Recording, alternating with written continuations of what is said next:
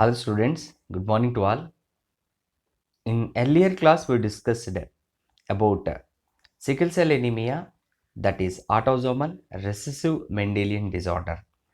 So autosomal recessive Mendelian disorder, one of the example is sickle cell anemia, and sickle cell anemia is the best example for point mutation. Okay, right. So today's class we are going to discuss about the pedigree analysis for sickle cell anemia and pedigree analysis, how to make pedigree analysis for autosomal recessive disorders.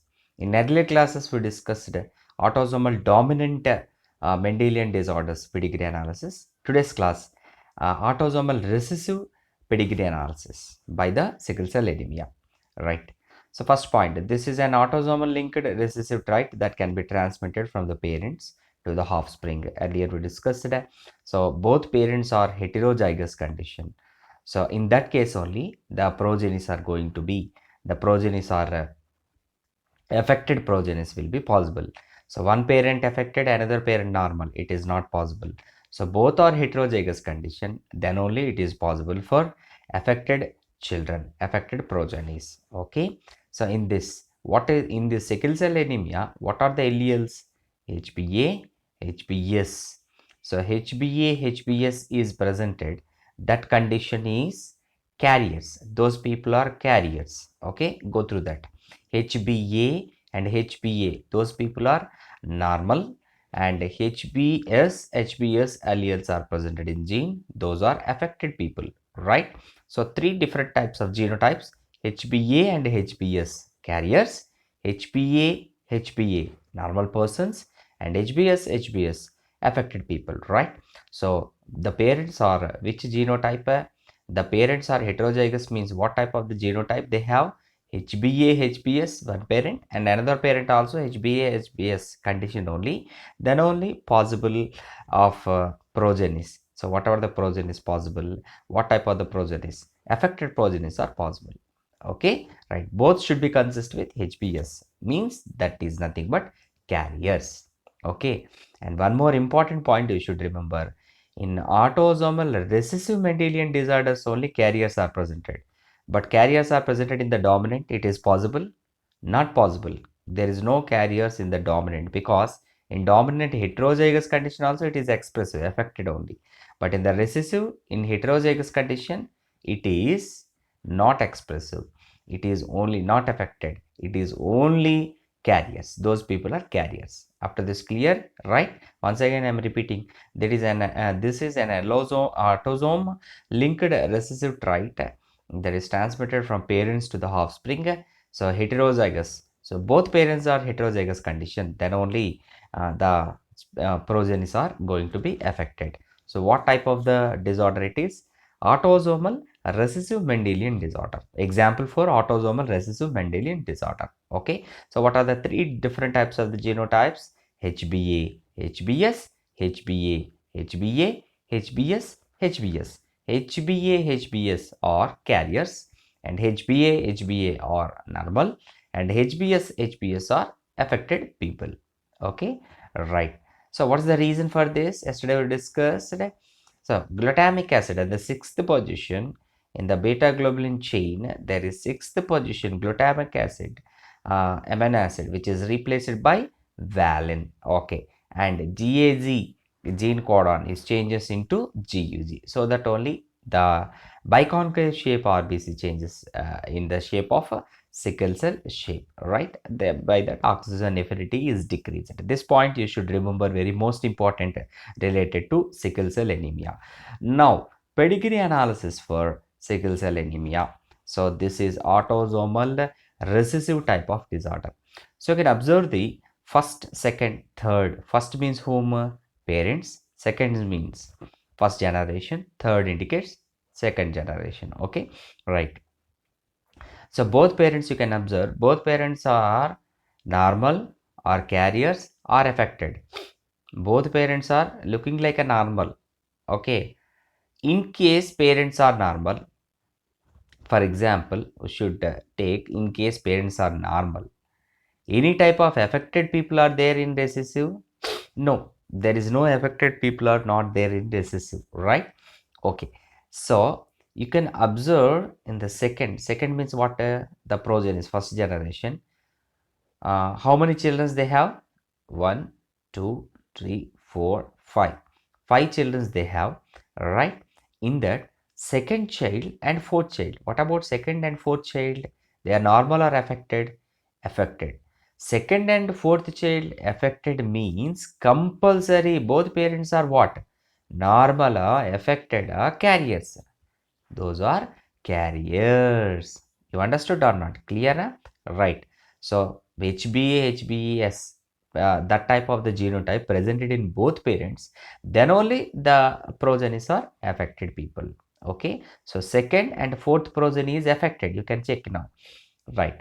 So first child normal, third child normal, and fifth child normal. Second and fourth child are affected childs. Okay, right. So first, third, fifth normal carriers. How we know?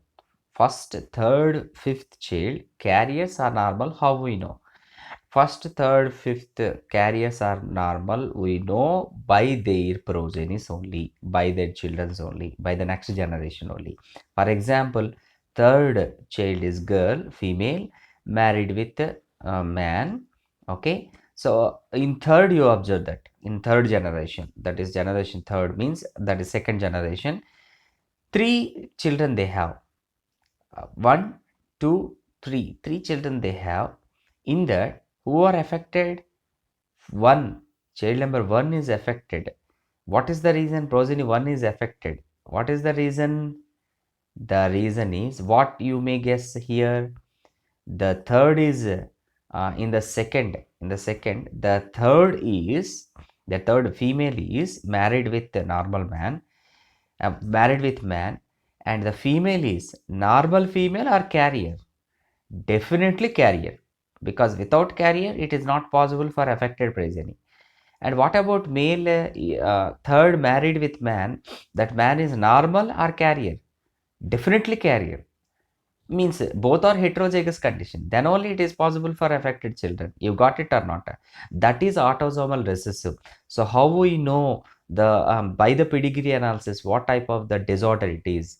We know by the seeing of pedigree analysis we can describe what type of the disease it is. It may be sickle cell anemia or other type of recessive, autosomal recessive. But by the seeing of pedigree analysis, we can easily describe this is autosomal recessive disorder. Why? Because both the parents are normal. In case both the parents are looking like normal, like means those are not affected, but progenies are affected means compulsory it is autosomal recessive disorder only. You understood or not? Right? Pedigree analysis for sickle cell anemia. See, first, second, and third, three numbers are allotted. First means parents, second means first generation, third means second generation, right? Okay, so first generation parents, both parents are, we should take as a normal only. But in second means first generation, they have 5 children. In the 5 children, child number 2, child number 4 are affected.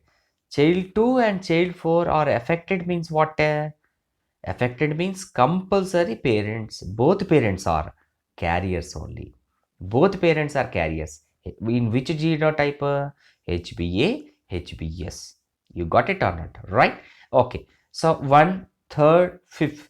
These three child, what? One first child and third child and fifth child. What about this? So these three people are either may be carrier or they may be normal. Okay, any of that. Okay, right. So third child married with third female, the married with man. Okay, by the progenies, see you can observe the progenies. Three child they have. One, two, three.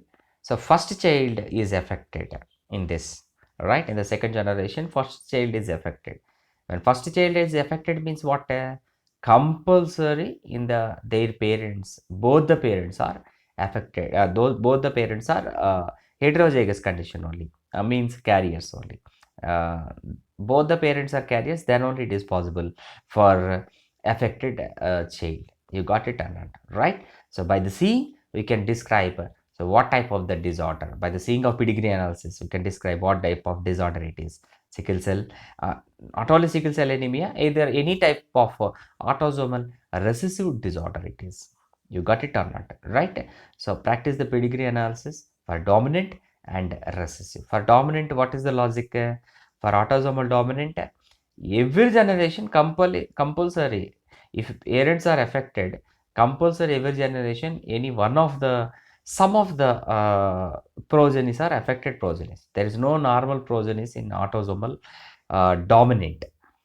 Okay, but in autosomal recessive, carriers are there, and normal people are there, and affected people also there. You got it or not, right? So hope all of you understood after this. In next class we will discuss about allosomal dominant and allosomal recessive Mendelian disorders. Thank you very much. Bye bye.